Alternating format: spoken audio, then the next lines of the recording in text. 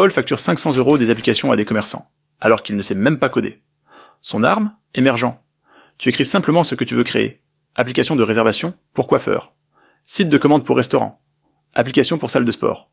Et l'IA commence à construire l'application à ta place. Page, design, bouton, fonction. En quelques minutes, Paul a déjà une démo utilisable. À ce moment-là, il ne termine même pas le projet. Il montre simplement la démo à un commerçant.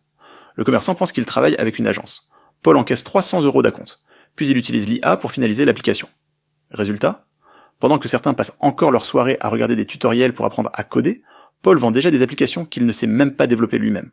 Parce qu'aujourd'hui, le vrai avantage n'est plus forcément de savoir coder. C'est de savoir utiliser les bons outils avant les autres. Comment t'appeler si tu veux le lien et abonne-toi. Les gens croient qu'il faut être millionnaire pour posséder une station de lavage auto. Pourtant, Alice a acheté la sienne pour seulement 20 000 € aux enchères. Un ancien lavage abandonné que plus personne ne voulait reprendre. Quand elle arrive sur place, c'est catastrophique. Les rouleaux sont presque morts, les aspirateurs ne fonctionnent plus, les murs sont sales, et les anciens propriétaires avaient complètement laissé tomber l'entretien. La plupart des gens auraient vu une ruine. Elle voit surtout un business déjà installé, avec les arrivées d'eau, les pistes de lavage, et les machines déjà en place. Au lieu de tout remplacer, elle répare un maximum elle-même. Un peu de peinture, des LED, des nouveaux panneaux, un gros nettoyage, quelques réparations sur les pompes. Au total, elle remet environ 5 000 € dans la rénovation. Puis elle commande les produits de lavage en gros. Mousse active, cire, nettoyant jantes, parfum habitacle. Des produits qui coûtent de quelques centimes par utilisation, mais qui sont revendus plusieurs euros à chaque client. Elle met les lavages au jet à 4 €, les programmes premium à 15 ou 20 €, les aspirateurs à 3 €, et ajoute même des distributeurs de lingettes et de parfums voiture. Le truc intéressant, c'est qu'une fois la station ouverte, il n'y a quasiment plus rien à faire. Les gens viennent seuls, payent par carte, lavent leur voiture et repartent. Et surtout, Alice filme toute la transformation sur TikTok. Avant/après, rénovation, machine qui redémarre, les vidéos tournent énormément localement. Résultat, les gens viennent tester la nouvelle station. Certains font même la queue le week-end. Aujourd'hui, la station génère environ 40 000 € de chiffre d'affaires par mois. Et même après l'eau, l'électricité, les produits et le remboursement des travaux, il lui reste encore une énorme marge. Tout ça avec un business que la plupart des gens considéraient comme mort. Commente lavage et abonne-toi pour voir d'autres business cachés qui peuvent rapporter gros. Investir dans une vache rapporte plus d'argent que ton livret A. Investir dans une vache peut sembler absurde au premier regard. Pourtant, c'est une réalité déjà utilisée par certains épargnants en France. Le principe est simple. Un investisseur achète une vache via une structure spécialisée. L'animal est ensuite confié à un éleveur qui l'intègre à son troupeau. En échange, l'éleveur verse un revenu lié à l'exploitation de cette vache, principalement grâce à la production laitière et à son utilisation dans l'exploitation agricole. Ce modèle est présenté comme une alternative au placement classique, notamment au livret A. Selon plusieurs données issues de la filière, le rendement annuel de ce type d'investissement peut se situer autour de 4 à 6%, alors que le livret A se situe à un niveau nettement inférieur sur la même période. Dans certains cas rapportés, un investissement de 10 000 € peut générer plusieurs centaines d'euros par an, selon les conditions de marché et la gestion du troupeau. Ce système crée un lien direct entre l'épargne et l'agriculture. D'un côté, les éleveurs obtiennent un soutien financier pour développer leur exploitation sans supporter seul le coût du cheptel.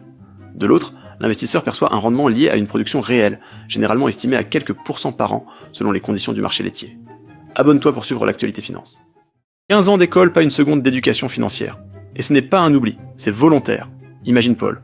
25 ans, master obtenu avec mention. Des années à apprendre des théories, à réciter des cours, à passer des examens.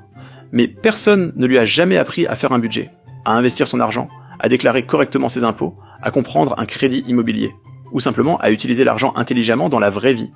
Tout ce qui va pourtant impacter son quotidien pendant les 50 prochaines années, il ne l'a jamais vu en classe. Et ce n'est pas un hasard. Le système scolaire a été conçu à l'origine pour former des pions, également appelés salariés. Pas des entrepreneurs, pas des investisseurs. On t'apprend à travailler pour gagner de l'argent, mais jamais à faire travailler l'argent pour toi. Résultat, énormément de gens sont déjà à découvert le 15 du mois. Pas parce qu'ils sont stupides avec l'argent, mais parce qu'on ne leur a jamais appris comment fonctionne réellement la finance. Prends un exemple concret. Paul gagne 2 000 € par mois.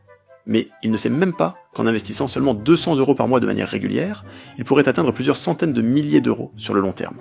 Il ne sait pas non plus qu'un apport peut permettre d'utiliser l'effet de levier bancaire pour investir beaucoup plus gros, et encore moins qu'il existe des moyens totalement légaux d'optimiser sa fiscalité pour payer moins d'impôts. Parce que personne ne lui a jamais expliqué.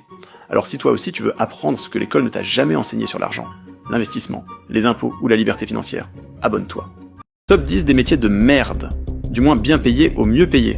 Et crois-moi, certains gagnent beaucoup plus qu'un médecin. Numéro 10, agent de nettoyage. Tu passes tes journées à nettoyer derrière les autres. Toilettes, déchets, saletés. Salaire, environ 1 500 € par mois.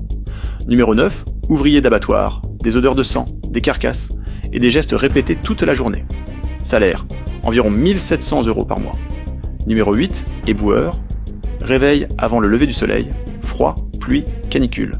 Tu ramasses les poubelles de milliers de personnes. Salaire, environ 2000 € par mois. Numéro 7, dératiseur, rats, cafards, punaises de lit, tout ce que les autres refusent d'approcher. Salaire, environ 2200 € par mois. Numéro 6, égoutier. Tu travailles sous terre, dans les égouts, au milieu des eaux usées. Salaire, environ 2500 € par mois. Numéro 5, agent funéraire.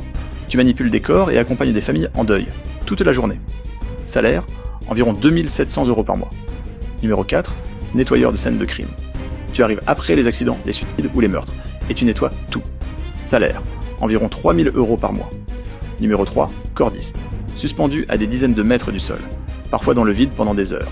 Salaire, environ 3500 € par mois. Numéro 2, thanatopracteur. Tu prépares les corps avant les funérailles.